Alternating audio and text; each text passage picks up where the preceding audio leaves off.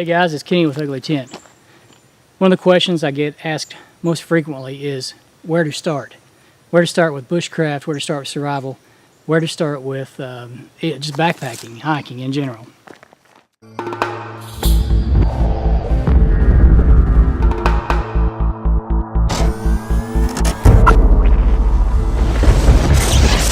I do a lot of work with people who have never been backpacking or wild camping. This is their first time. They want to get into bushcraft, survival, bug out bags, all these different genres, which all stem to the same core ingredients, and that's the big three. And most people miss the big three as being the most important. And today I wanted to go over that with you. So let's start with the first one. Number one is your backpack. Now, I've got a 40-liter lightweight backpack on right now. And this is great for like summertime. This is great for bushcraft, great for summertime wild camping. It's not the best for, say, backpacking if you're doing a lot of mileage, but it is great for what I do, and that's the reason I tend to gravitate towards 40 and 50-liter backpacks for summer and winter bushcrafting. And I also recommend about this size. About 40 liters is good for a bug out bag. Now, obviously you can go bigger, but I guess the point I'm trying to make is I've got everything I need in here to be comfortable for 2 or 3 nights in the woods. And that's what a bug out bag is designed for. A bug out bag is designed to get you 24 hours to point A to point B. So when you're picking out a bag, what you want to do is look for, one, the first thing that's pleasing to you. When you find a bag you like, aesthetically pleasing, when you get it, the main thing, obviously, is to try it out. I can't stress this enough. So many people are putting together bags, whether it's a bug out bag or a bushcraft bag, and they might go out and spend a couple hours in the woods. You really need to spend the night with it. You need to put it with you. You need to put it on and spend some quality time with your backpack. Highly recommend that. Matter of fact, I can't recommend that enough.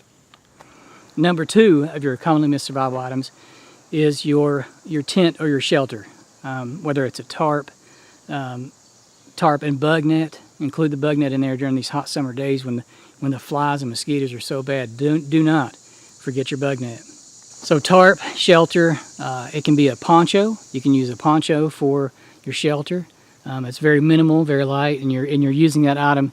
That item has 2 uses, and I'm really big on having items that have more than one use. And a poncho as a shelter is a great multi-use item. You can collect rain with a poncho. You can use poncho for so many things. It's your backpack cover when you throw your poncho over your pack. I mean, you cannot beat a good poncho. Or a tent. Now I've used Eureka tents for years, and I love the Eureka tents. It's a military tent. It's the Eureka downrange one-person tent, the solo downrange. It does a great job. I'm very fond of it. I love using it during the summer because I can use it without the fly. It's got a really nice built-in footprint.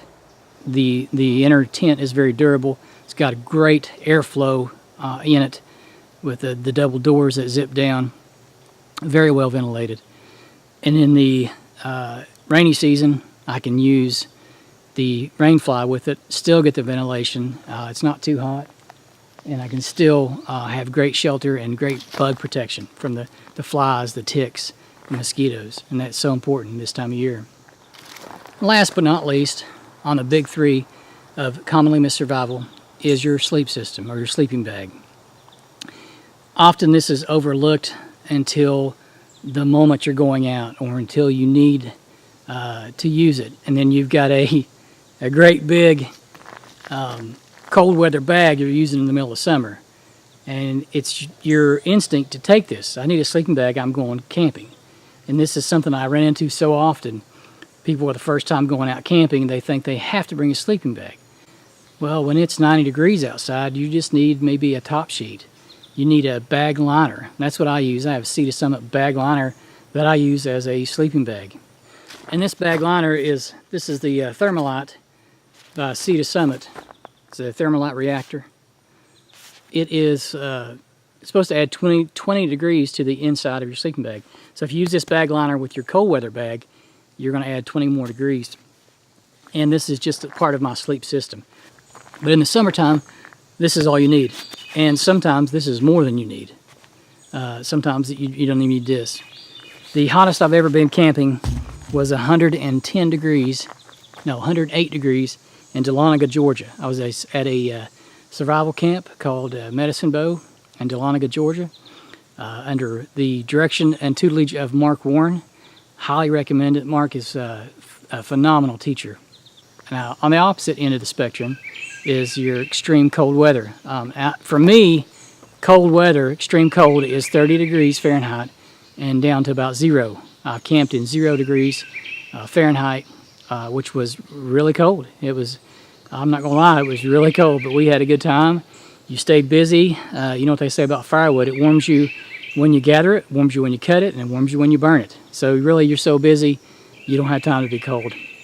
But with my 20-degree bag and a wool blanket and my UglyTent, I stayed nice and toasty. I stayed warm. So I'll put a link to that video, and that was a good one. It's me, Rooster, and Joe went on that one. Check that one out. Now, if you spend a lot of time on these items, researching and trying them out, trying them on, going to the stores, reading reviews, you won't go wrong. Now, this is probably where you're going to spend your most money, too. These are your 3 big-ticket items, or they should be. This is where you should not want to skimp. Well, I hope you've enjoyed this series on commonly missed survival. I know I've enjoyed making these videos. I hope they're helpful to you. Thanks for watching, and we'll see you next time.